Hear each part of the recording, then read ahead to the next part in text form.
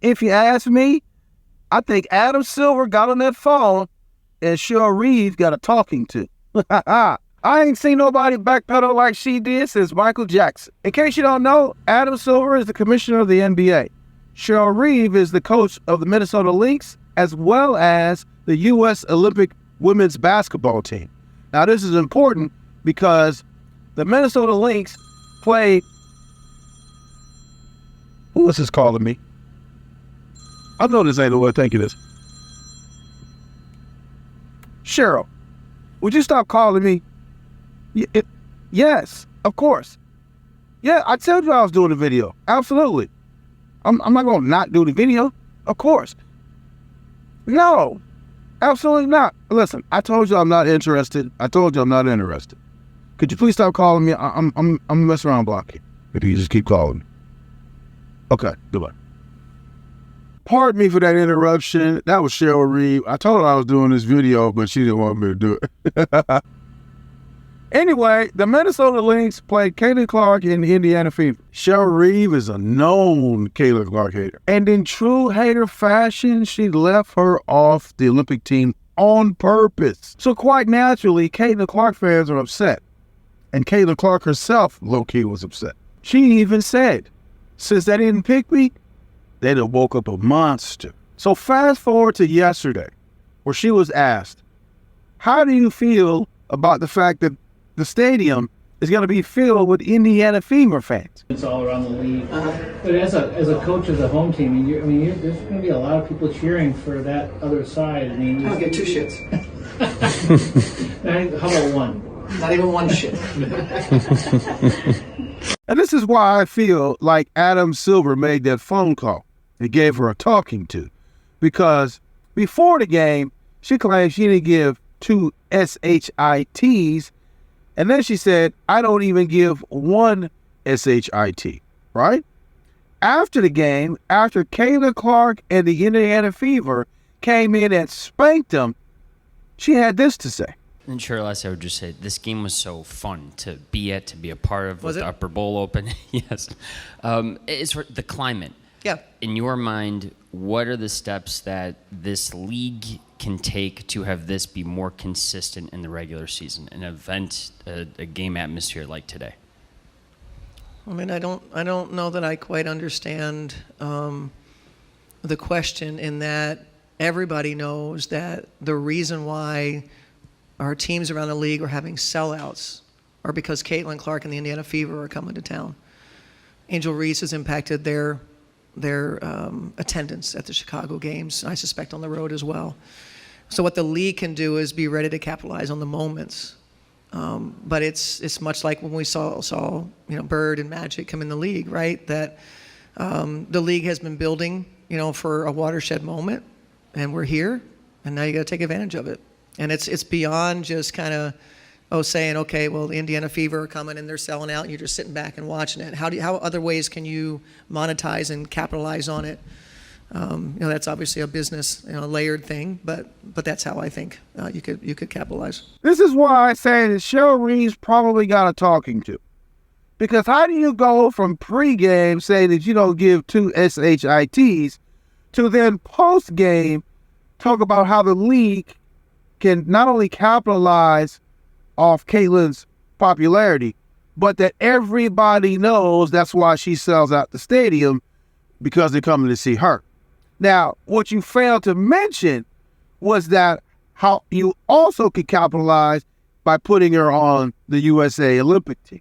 You mean, so you go from saying you don't give 2 you-know-whats to then compare Angel Reese and Caitlin Clark to Larry Bird and Magic Johnson? You definitely got a talking to. And from somebody who's had many a talking to, I can understand the sentiment here.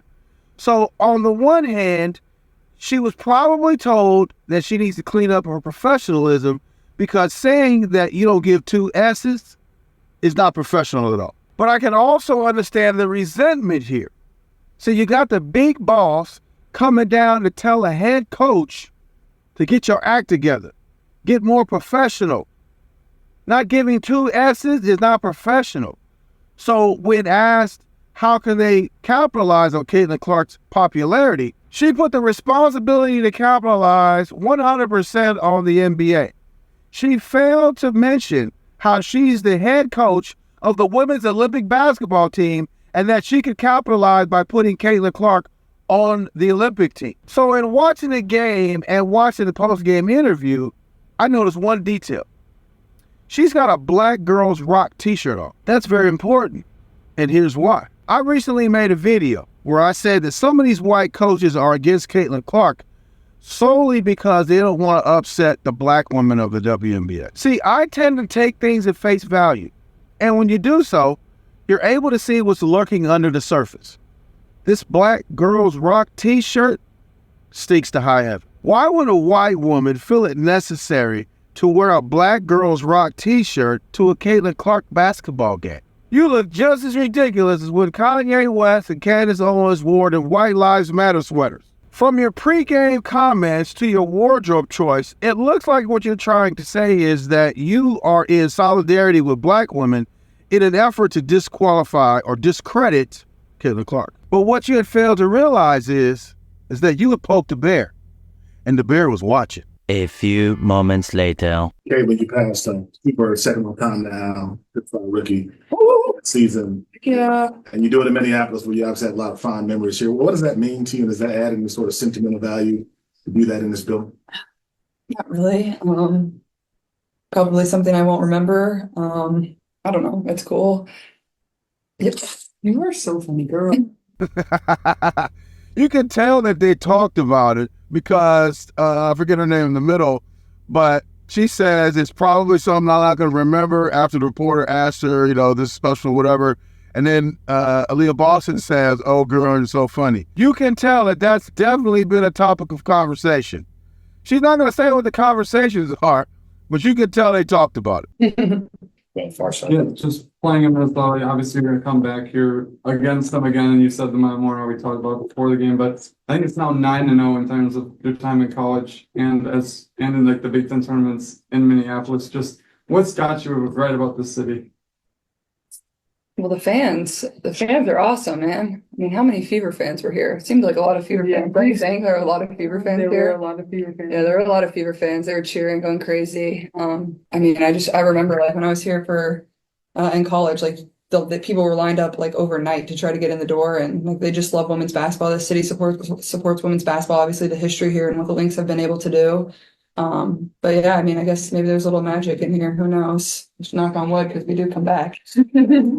So as you can see, Caitlin Clark is definitely watching, and she definitely knows exactly what Cheryl Reeve had to say about the attendance. See, and here's the problem.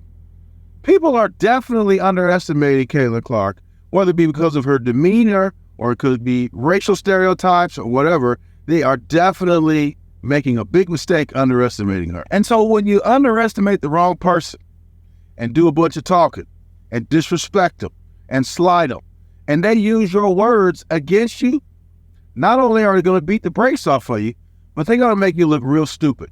Kind of like the way Cheryl Reeve look right now.